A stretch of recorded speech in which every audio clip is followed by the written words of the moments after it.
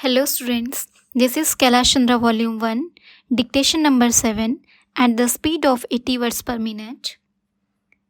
3, 2, 1, start. Now, I would like to say that with this measure we are now adopting, to my mind, it will not be possible to have this system or any other system functioning effectively.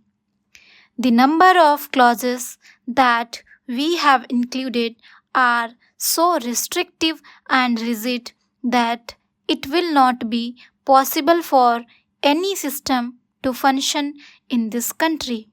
If at all it is able to function, it will be able to function with a lot of difficulties. It will be said afterwards that the industrial sector, particularly the private sector, has not been able to deliver the goods.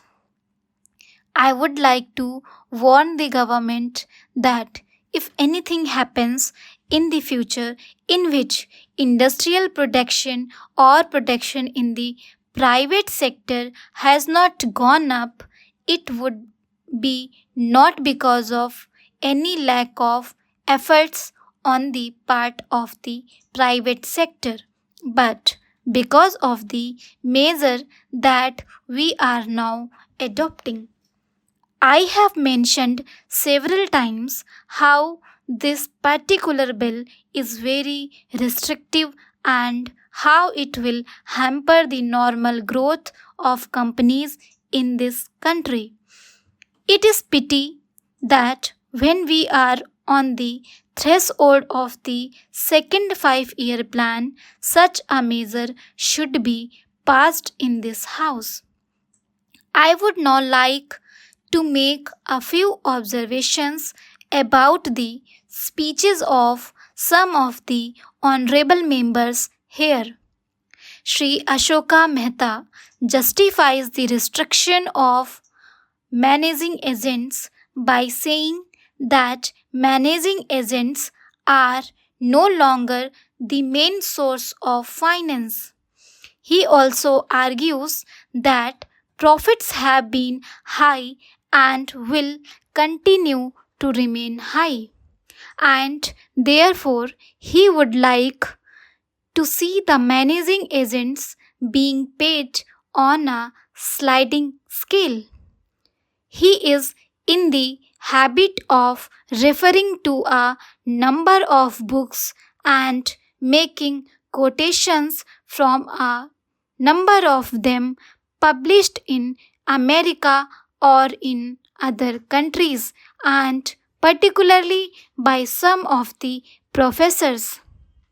I would also like to mention to him that even when companies are floated, it requires a certain amount of confidence amongst the investing public, and it is because a particular firm is managing a particular company that this confidence is created in the investing public.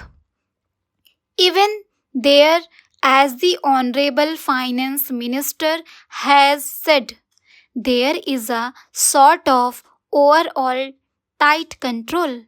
New banks and insurance companies are not floated nowadays.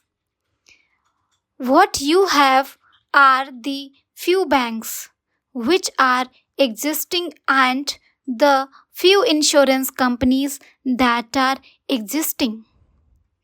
The other point is that the credit worthiness of the managing agency firm does count to a certain extent in getting credit from the banks and other financial institutions.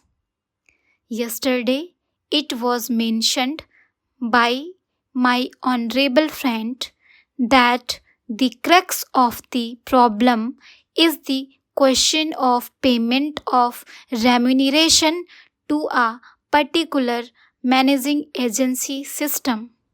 He said that In this bill, a definite encouragement has been given to the alternative type of management, namely the managing director or the manager, where an individual has been permitted to take 5%, while in the case of the managing agency, it has been permitted to take about 10%. I would like to point out to him that it is not merely the question of remuneration which will decide the alternative type of management.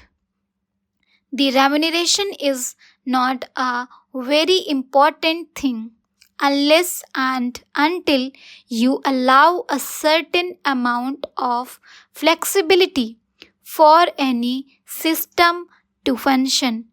It will not be possible to evolve any other system to take the place of the managing agency system. In spite of so many shackles, you may find that those few business houses which are carrying on now may have to carry on the present basis. You may not find many new people coming in the field. Several times it has been mentioned in this house why the business community has not prescribed for itself a code of conduct.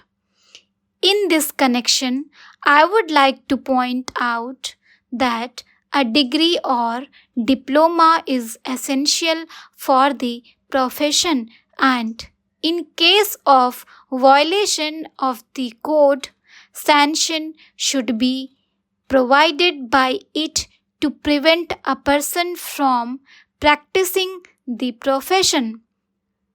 Today even Ashoka Mehta and Sri C.C. Shah can set up a grocery shop and become businessmen.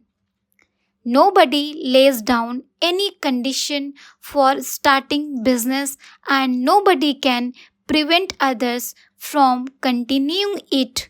But I would like to point out that with regard to the code of conduct, there is a certain amount of ethics and there are certain standards and traditions on which business houses function.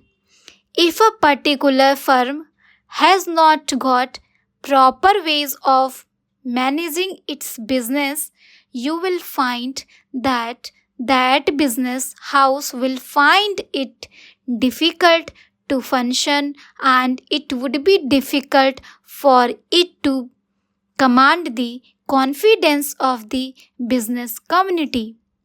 It would not be possible for it to function as effectively as a firm which has proper ways of managing its businesses.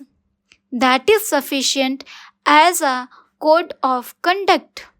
It is not possible to prescribe a certain code of conduct in the manner it has been done for the profession in general.